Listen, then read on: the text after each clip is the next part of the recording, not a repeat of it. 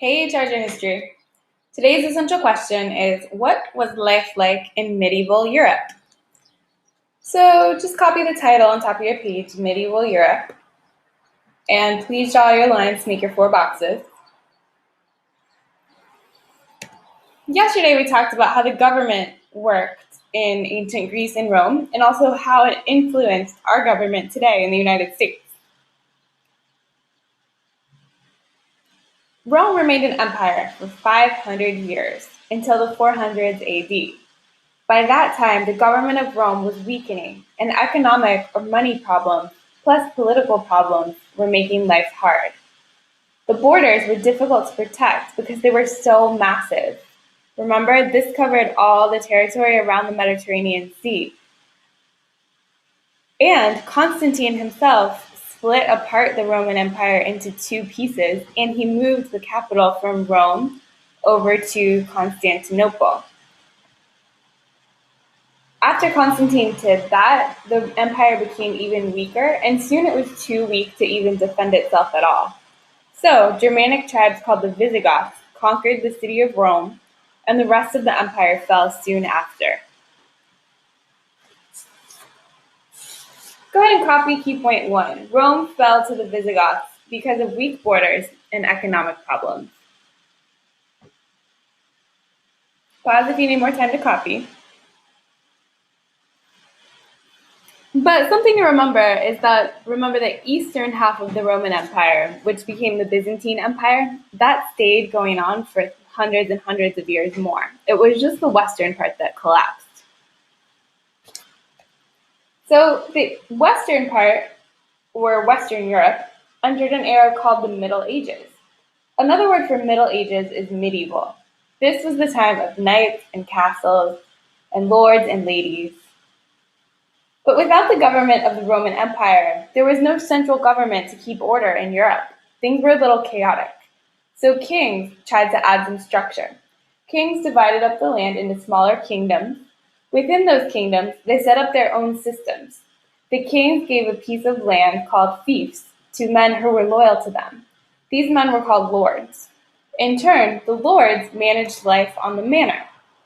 Knights or vassals pledged loyalty to the lords and protected the land from invaders. So the knights were like the soldiers, adding a little bit of law enforcement to the feudal structure. Peasants farmed the land, providing food for everyone who lived there. So the feudal system worked as long as everyone did their job. Peasants gave food, knights gave protection, and lords gave everybody the land to live on. Go ahead and copy key point 2. Feudalism provided law and order in medieval Europe.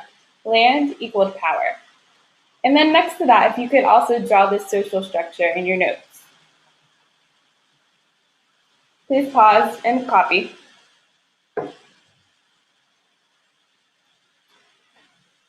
During the Middle Ages, people in Europe were super Christian.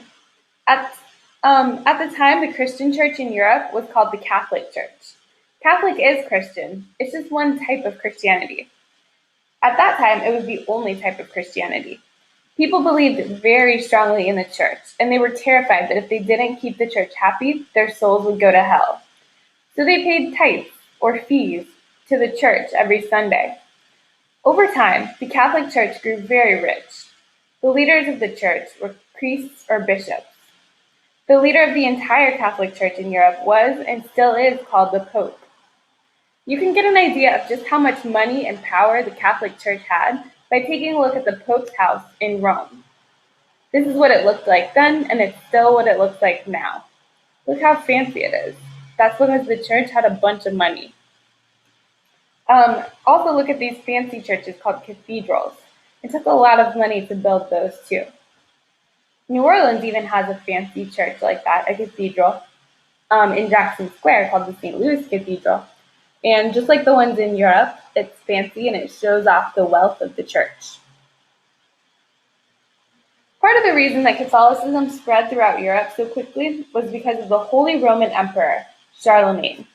This guy, whose name means Charles the Great, made sure that he cooperated with the Pope. If the Pope was powerful and rich, Charlemagne was going to be best friends with the Pope. So together, they caused all of Europe to unite under Christianity. Charlemagne gained his territory, and the Pope gained a lot more Catholic people throughout Europe. Here's key point 3. The Catholic Church had tons of power in the Middle Ages. The Pope was in charge. Charlemagne united Europe with the Pope's help. Please pause for more time to copy. So, Catholics during the Middle Ages became involved in a series of wars called the Crusades. Under the symbol of the Red Cross, these Christians fought against Muslims in the Middle East over control of land. The war started over control of the city of Jerusalem. Here's the Holy Land, here's Jerusalem. As you can see, the Crusaders traveled a long way across land and sea to get to the Holy Land. Here's key point 4. The Crusades were wars between Christians and Muslims over control of the Holy Land. Please pause for more time to copy. Many knights and peasants left Western Europe, as you saw on the map, to go fight in the Crusades. So with fewer farmers and knights, feudalism didn't work as well. Who was going to grow the food? Who was going to provide the protection? So people also started to learn about ways of life in faraway lands. As a result of the Crusades, the Middle Ages started to come to an end. Go ahead and X out of your tab, close your computer, and work on your packet until it's time for practice.